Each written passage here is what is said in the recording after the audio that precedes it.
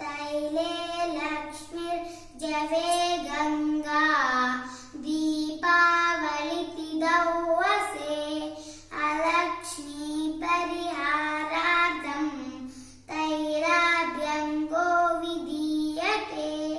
चतुर्दश्यन्तु ये दीपां नरकाय ददन्ति च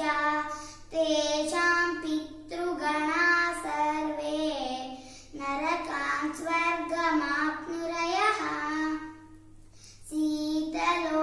शीतलोष्टसमायुक्ता सङ्कटकदलन्विता